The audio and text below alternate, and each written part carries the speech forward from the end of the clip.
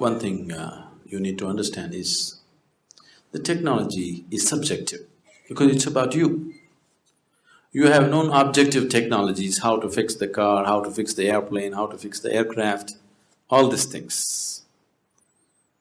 You can stay away from those things, look at them and fix them, they are different. But this is subjective technology, it's about you.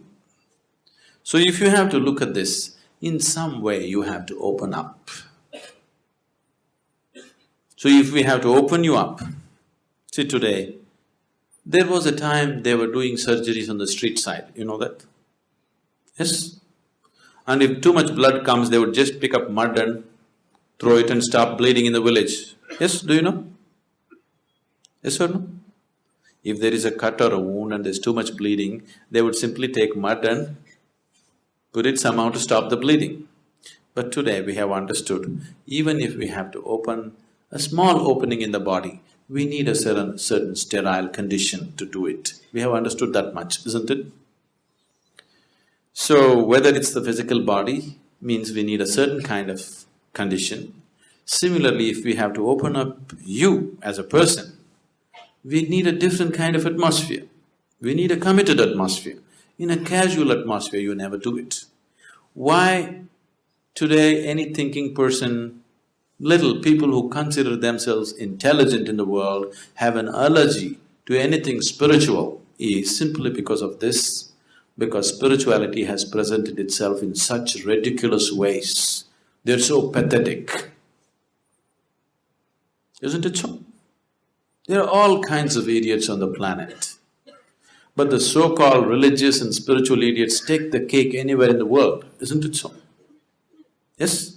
This is simply because people started handling spirituality in uncommitted manner. Anywhere, everywhere, talking about it. On the street side, they're talking about Krishna and how he did this and Bhagavad Gita.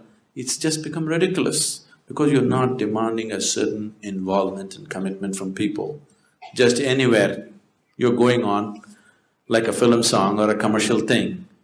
Now, slowly it has become so ridiculous, people have just dismissed the value of it, absolutely. Now it is only the ignorant and the uneducated who listen to Mahabharata and this one and that one. They're educated because they've already dismissed it as nonsense.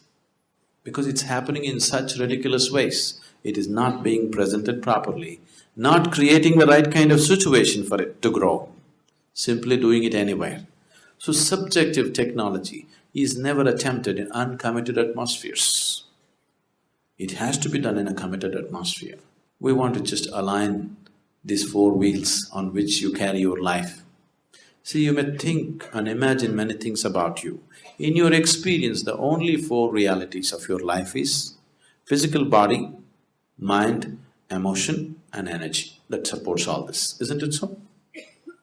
Other things you imagine and you believe from your traditions and cultures, these are the only things which are in your living experience. If you want to go somewhere, if you want to make any kind of journey, you can only start your journey from where you are right now. Wherever you want to go.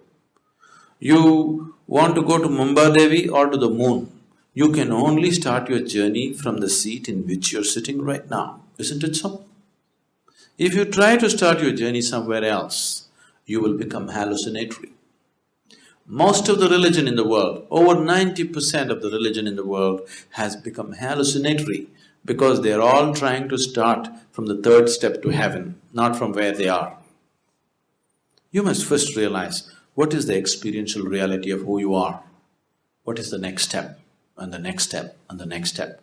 This is the only way you're genuinely going to go somewhere, otherwise you will become hallucinatory. This hallucinatory religion has brought some solace to you, but not found any liberation or freedom within you. Now you just believe everything is being taken care of for you by God, everything. But tomorrow morning, if something happens in your life that you do not like, suddenly you crack up, isn't it? Because it is so surface what you believe in. Life can crack you, it doesn't matter what kind of hallucinations you have. Life situations are capable of breaking you if they don't go right, isn't it? Now if you're a believer, if life is not happening your way, it must be definitely happening His way, isn't it? You must be even more happy. But that's not the reality of your life. You want the life to happen the way you want it. If you have any problem in your life right now, it is just this: life is not going the way you think it should go. Is there any other problem with your life? Is there any other problem with your life? This is the only problem that human beings have. Life is not going the way they think it should go. Isn't it so? If it is not going your way, it must be going the Creator's way, isn't it? You must be even more happy, but that's not the reality, because there are too many deceptions in the mind.